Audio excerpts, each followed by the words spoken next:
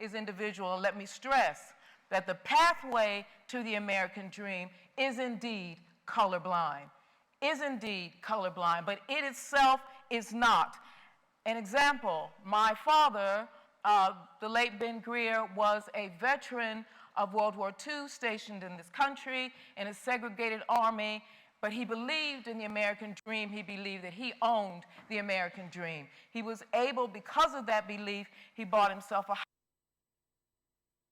raised all of us to believe in that American dream. Indeed, I am here in this chamber in London from the south side of Chicago because my father believed that the American dream belonged to him. But the pathway is not color blind. And I'll end by saying tonight, the American dream is a movement. It is a possibility. It is the mountain. And it is in the valiant words, in the beautiful words of the leader of the opposition, the American dream is why we must keep hope alive. Thank you. There's a tug of war for the soul of America to redeem or reject. The color blindness seeks another course. It seeks to ignore. A blind course is no course at all. Blacks are marginally free but not equal. America is not colorblind. It's been built on the ideology of white male supremacy, embedded in the laws, history, and culture, practice, behavior, and religion of white male supremacy. America is blessed to have its first African-American president. We've now had African-American secretaries of state and attorneys general, African-American ambassadors to the United Nations. There's no talent deficit, there's an opportunity deficit.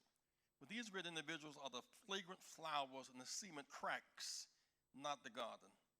Our vision, our goal is freedom, economic justice, and equality. We've come a long way, but we have so much further to go. As John Newton with an epiphany once said, as a slave trader, I once was blind, but now I see. Take off the blinders.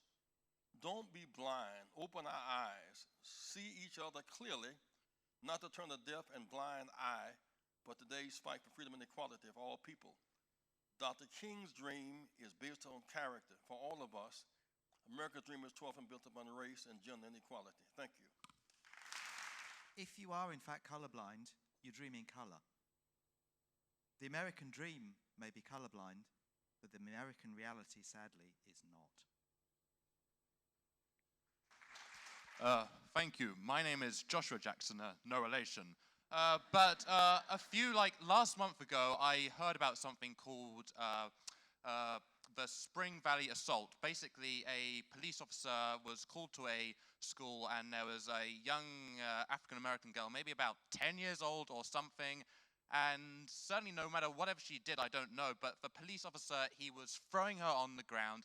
This guy was like maybe 300 pounds, literally twice the size of this tiny girl, and he was literally on top of her, rubbing her face in the ground. And I just wondered, what is the American dream for this girl? It's certainly not, to grow up, be successful, be an astronaut. It's to make sure she isn't, attacked by police officers. And I just keep thinking, what are the American dream for so many African Americans? What is the American dream for Trayvon Martin? What is the American dream for Michael Brown? What is the American dream for Freddie Gray? What is the American dream for Tamir Rice? For all of these people, there is no American dream for them. Their American dream was cut short horribly and tragically by such terrible... no, thank you. By such terrible forces, and until we can actually say that these things exist and that these things prevent American dreams, my God, the second that we aren't allowed to actually dream that we can be something else other than, what other people tell us by our color of our skin, then hope is truly lost. We must keep hope alive, and therefore we must absolutely stand in opposition to the emotion, because the American dream is not colorblind, not for all of the people, not for the 9 died in the AME church, and not for the countless African Americans who have been killed by police brutality. Thank you very much. We must never confuse a few flowers coming through the cracks of the rocks with a garden where there are no rocks, limiting the masses of us. The most fortunate and most gifted among us have made it somehow, some way. With infant mortality, #1, African Americans. Shorter life expectancy, bank lending, home foreclosures, insurance companies redlining, unemployment, health disparities, access to capital disparities. And so to stop at this stage of an incomplete dream and declare it to be a real dream is no dream at all. With all due respect, I think it's pretty fair to say that you're privileged to be in this position to be here speaking on this topic, as are many of us.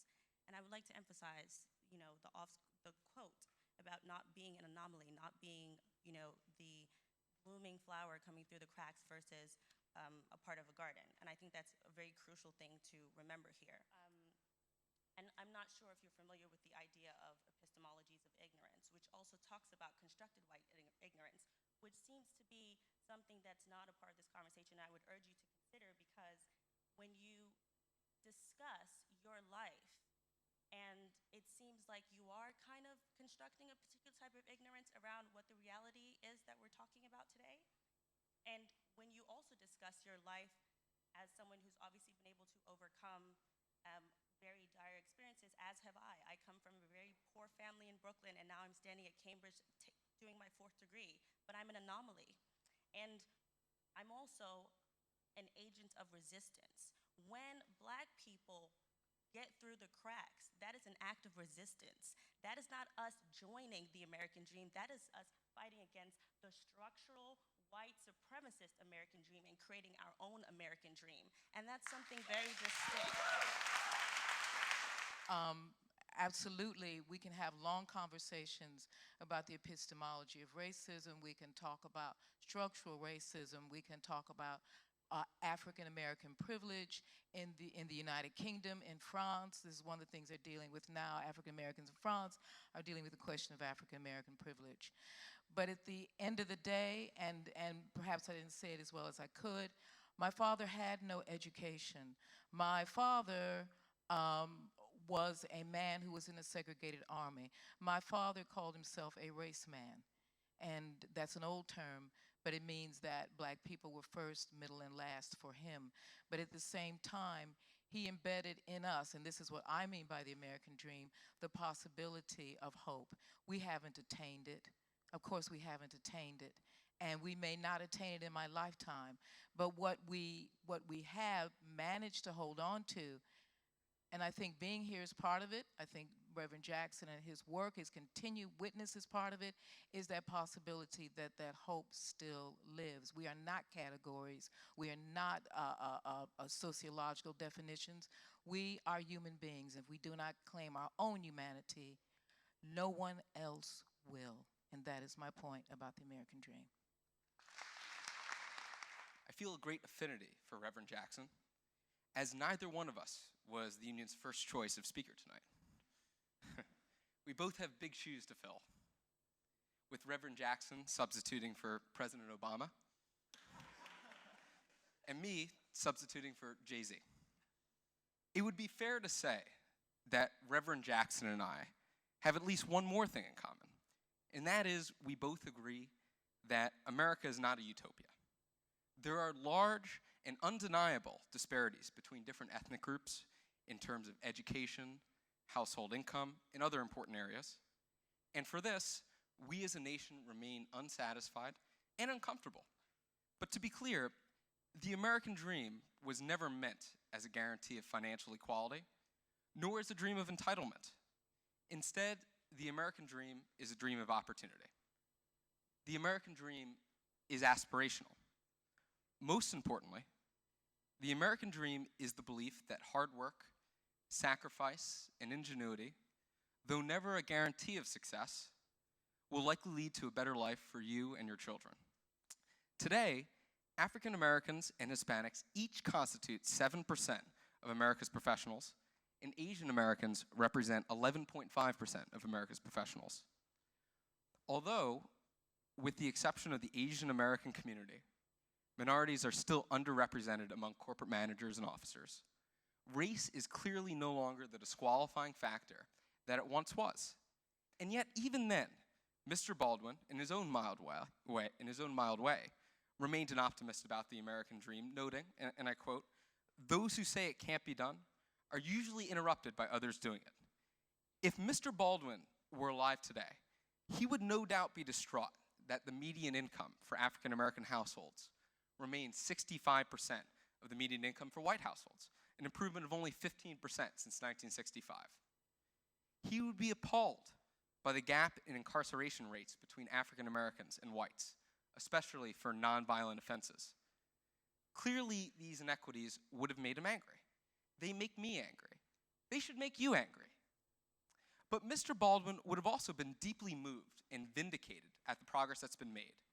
The work that America still has ahead of it does not mean that the improvements of the last 50 years have not been real, or that tomorrow's America will not bring even greater successes. When I was covering the last presidential election, I was doing some canvassing of opinion down in Florida on St. Pete's Beach, a very nice place to do canvassing of opinion. And I was talked to one woman who was angling at the end, and she said she couldn't really decide between the two candidates, and wasn't a very good interview, really. So I went away, and she beckoned me back, beckoned me closer, said, "All you need to know about that Obama is the film The Omen." Now, if you don't know The Omen, it's about the incarnation of the devil in human form. Usually, when I tell that story, the point is that Romney was in serious trouble if she couldn't choose between the Antichrist and Mitt Romney. But I also think that woman could not conceive of the American dream with Obama in it. A black man in the White House didn't fit. It had happened, but it still didn't fit. And that's really important. Yes, of course the dream is an aspiration for all people. Yes, of course it comes from liberal philosophy, from Voltaire and Montesquieu. That means it should be open to all. But we know the American dream, as dreamt by the original founding fathers, wasn't colorblind, and it still isn't. I've lost count of the number of people who said to me something along the lines of, "There's something about Obama I don't like. I can't quite put my finger on it." One guy, when I pressed him a little, I didn't mention his color at all. He just said, I wouldn't care whether he's green. And he wouldn't. Green's fine. Green has no history. Green has no narrative. The subterranean frustration has crystallized this year over the issue of police shootings and associated brutality. The automatic assumption that a young black man is up to no good. It's not just a potential criminal, but a potential threat to the life of a police officer. The concern, of course, that his black life is not as valuable, not as cherished as that of a white person. The underlying anger is because most black people do think, as Obama articulated, that could have been my son. In too many cases it is, and you can't dream when you're dead. The underlying thought process behind this was brought home to me, also in Florida, when I was covering the killing of 17-year-old Trayvon Martin by the vigilante George Zimmerman as he was passing through a relatively posh, gated community. I was being shown around by one of Zimmerman's supporters, around the rather picturesque little roads and alleyways of oak trees draped in Spanish moss. She said the trouble was they claimed they used this as a shortcut to get to their areas. But who knew what they were up to? What was their real reason for coming to our areas? The terrible thing about this was that she not only assumed black people could only be about the place for the purpose of crime, but the segregation of her mind, areas were firmly black and white. And the even worse thing is, it's not just a problem of perception. It's a reality that creates those well-known statistics. We've heard one final thought from a young African-American woman I was interviewing as she lost her home, living in that sketchy area of Washington. She'd lost her job in the recession and was being evicted. We were filming her moving out. It was really very sad. But we've been chatting after the interview, and wider than what we were actually talking about the registration laws that make it easier for people to vote being scrapped. She said, they think now, because we've got a black president, they can take everything else away. Everything's getting worse, not better, she said. She had almost grasped that dream, but it did slip away from her. She knew it was in large measure because of the color of her skin. For me, the American dream means that regardless of your race, your gender, your sexual orientation, your socioeconomic status, that you can become anything that you want to be so long as you work hard for it. And so when 9/11 happened, I think that was a real turning point in how I viewed myself and what it meant to be American. My family moved to Michigan when I was 10 years old, and 9/11 happened when I was in 7th grade. I was 12. And when that happened, my family went from, being the little Indian family that lived in the nice neighborhood to being the terrorists on the block. And that was life-changing. And I stand here before you because the night I won Miss America, many of those same remarks happened that very night. And this is a reality for many Americans across the country even today. And I will be honest with you, it's something that I still face to this day, even beyond my life as Miss America. And I think what's important is that we have to embrace our differences and know that diversity is our nation's strength. And when I started competing, I remember people told me that I would never win Miss America if I did a Bollywood dance. I was too Indian and I needed to be more American. And I actually remember sitting down with my sister and her asking me, Nina, why are you investing so much time into this organization? What does it really mean to you? What are you getting out of it? And I said to her, Mina, oh, by the way, her name is Mina, Nina and Mina. My parents thought it was really cute to have rhyming names. And I said to her, I sincerely believe that, 2 to 3 years from now, Miss America will be someone who's ethnic. And that's not to pull the race card. That's not to say, pick me, I'm brown. It just felt so timely for the organization to reach out to a new demographic of young women that's representative of what truly America is today. Because as each generation of Americans come along, whatever you want to define American as, the diversity and the tapestry of America evolves with that. And that's so key to our nation and how we evolve, because America, in reality, is still a very young nation. We're still going through firsts. And I think the biggest key in that is not only education, and I'm a victim of this as well. I've certainly done this myself, but my generation, I feel, has so much apathy for what is going on in the world around us. And to go out and actually seek something, to work hard for something, is a very different mentality than thinking, oh, it's just gonna be handed to me. The American dream is something I'm entitled to. It's something I deserve. It's something that's just gonna fall into my lap. That is not the case. If you want the American dream, you work for it. And I'm not standing here today without a lot of hard work, and I'm not sitting here saying that there weren't barriers, lots of barriers around my way, because I wasn't handed a single thing. See, the American dream is alive. I do believe it's colorblind because I'm standing here before you when I stood in middle school, actually in high school, a freshman in high school, when Reverend Jesse Jackson came to speak. I've heard President Obama speak. I've met President Obama and Michelle Obama actually twice. I shouldn't say several times. We're not buddies. I wish we were.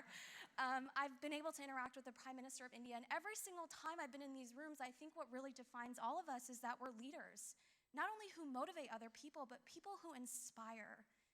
And I've been granted that opportunity as an American citizen. I'm really proud of that. So thank you for being here, and thanks for your time. I believe that the American dream is not colorblind. We can have a debate about what it ought to be, what it should be, and how it is in practice. But in reality, an ideal that emanated in a society built on over 200 years on slavery can never be colorblind. Martin Luther King said, I have a dream, because his dream was different to the American dream. The American dream, in reality, alienates black people. It's something that does not apply to black Americans. That's why Martin Luther King's dream was different. Barack Obama's 2006 book, The Audacity of Hope, Thoughts on Reclaiming the American Dream, exactly, he said he is reclaiming the American dream because the American dream does not apply to him. It alienates black American people. So therefore, I believe that the American dream is not colorblind. Secondly, 60 years after the Brown versus Board of Education ruling, the study on segregation in education showed that segregation is actually worse now than it was 40 years ago. That's the reality on the ground. Michelle Alexander wrote that we have more black men in prison now than we had enslaved in 1850. So in 1850, there were just over 500,000 black people enslaved. And now we have over 800,000 black Americans in prison or in the criminal justice system. So what we have in America now is what is being coined as the prison industrial complex, that actually corporations and companies are actually benefiting and making money from black people being imprisoned and in the criminal justice system. America is better off with black people in prison in the criminal justice system than they are with black American people actually having better income, better equality, better home ownership, and so on and so forth. And finally, I'd like to talk about something someone in the audience earlier mentioned, and that's the Black Lives Matter movement. We would not need a Black Lives Matter movement if the American dream was not colorblind.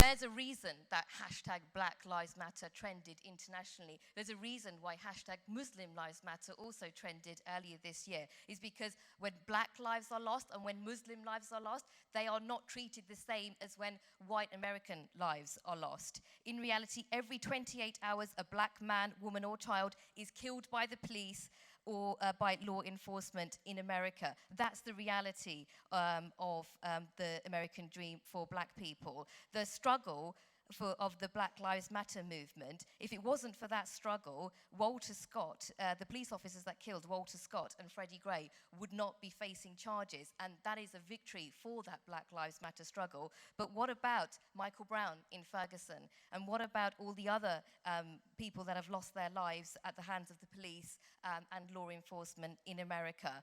That's the reality, ladies and gentlemen, of the American dream. So I think that there is no evidence that one can actually point to that shows that the American dream is not colorblind. Thank you.